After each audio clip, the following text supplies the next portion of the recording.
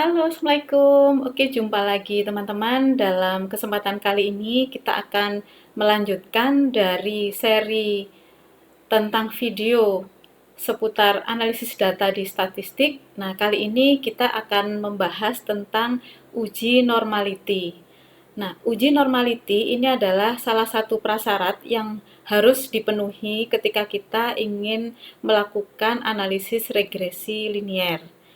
Nah, kemudian untuk pengertian atau apa sebenarnya uji normality? Nah, uji normality ini tujuannya adalah untuk menguji apakah data yang digunakan dalam penelitian itu terdistribusi normal atau tidak normal. Dikatakan normal itu secara awam ya, secara umum itu lebih tepatnya apakah variabel atau data yang ada itu memiliki porsi yang seimbang. Nah, itu saja lebih lebih tepatnya.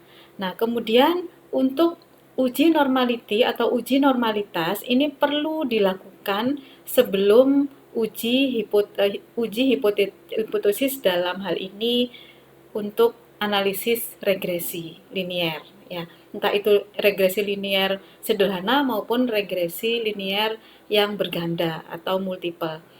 Kemudian ada beberapa cara untuk uji normalitas dengan beberapa metode. Ini juga ada di SPSS. Yang pertama, kita juga bisa menguji dengan cara histogram. Kemudian ada juga yang menggunakan uji normal p-plot, ada juga yang uji chi-square, ada lagi skewness and cortices, dan yang terakhir adalah uji Kolmogorov-Smirnov. Nah, yang akan kita praktekkan kali ini adalah yang terakhir ini, yaitu kita menggunakan uji normalitas dengan Kolmogorov-Smirnov. Dan bagaimana sih dasar pengambilan keputusan dalam uji normalitas ini? Nah, di sini uji KS ini umumnya sebagai istilah dari uji Kolmogorov-Smirnov ya, jadi uji normalitas KS gitu.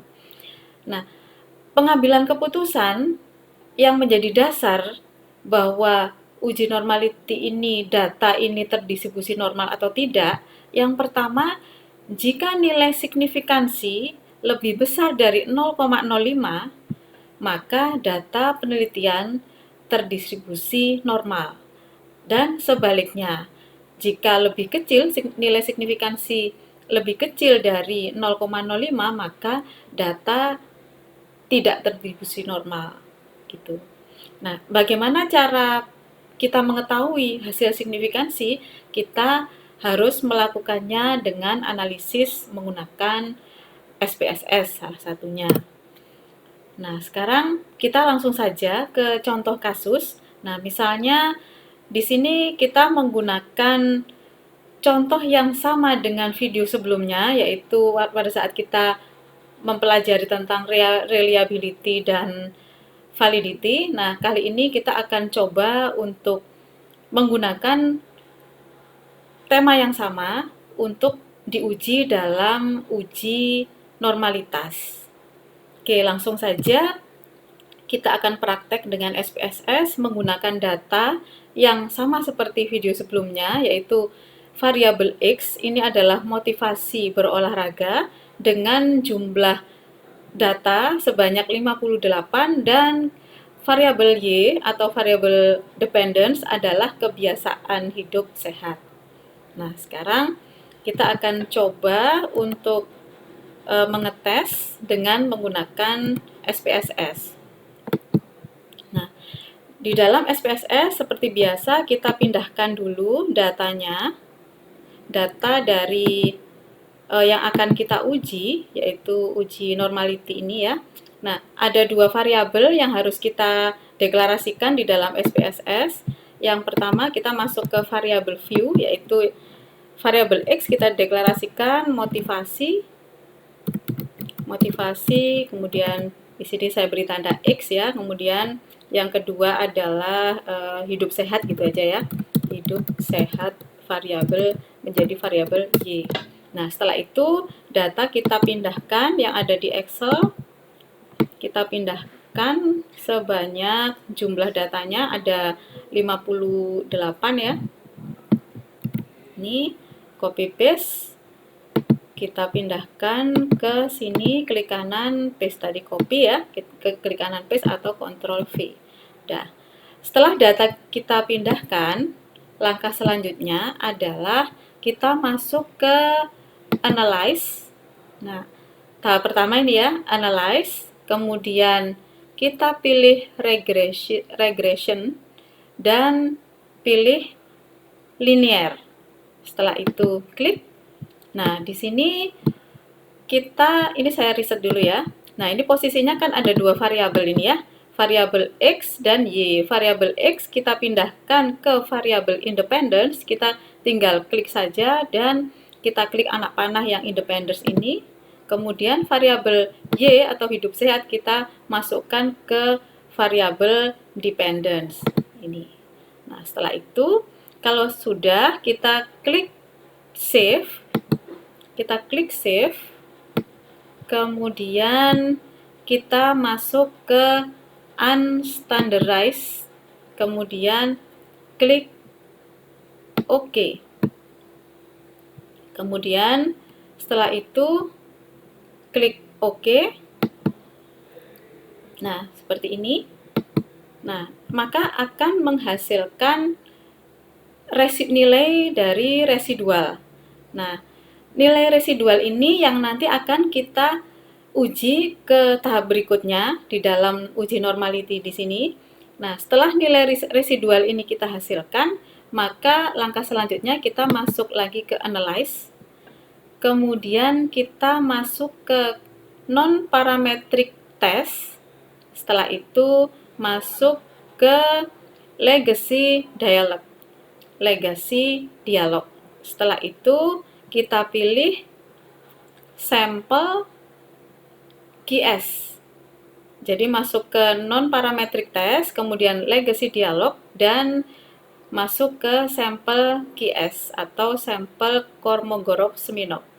Setelah itu klik, maka di sini kita diminta untuk memasukkan tes variable list. Nah, tes variable list itu kita memasukkan nilai residual yang sudah kita hasilkan tadi. Jadi ini kita klik, kemudian kita pindahkan ke tes variable list.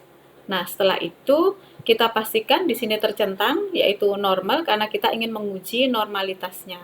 Setelah itu klik OK, maka ini adalah hasilnya. Nah, hasilnya sudah saya pindahkan di dalam PowerPoint. Saya masuk ke PowerPoint dulu. Nah, ini adalah hasil dari uji normality tadi.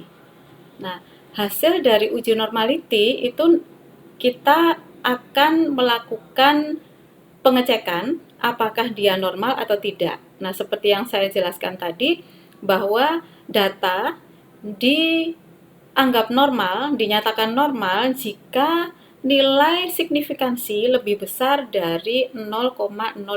Nah, sekarang bagaimana cara membacanya? Kita melihat nilai signifikansi itu ada di mana?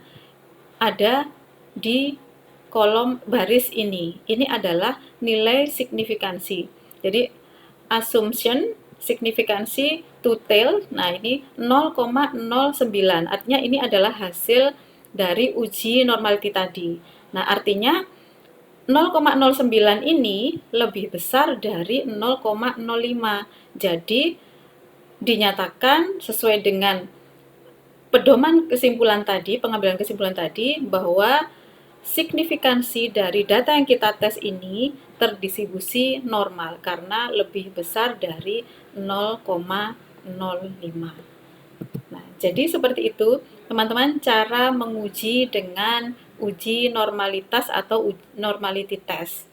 Nah, untuk regresi linier memang diperlukan uji normality ini dulu sebelum kita melakukan ke proses regresi linier. Oke, sebelumnya juga harus dites dulu dengan validitas dan reliabilitas yang sudah pernah kita bahas di video sebelumnya. Oke, sekian dulu untuk video uji normality kali ini. Kurang lebihnya mohon maaf, kita akan ketemu di video selanjutnya untuk dilanjutkan ke uji yang lain. Oke, jika suka dengan video ini silahkan like, subscribe, dan komen. Terima kasih. Assalamualaikum.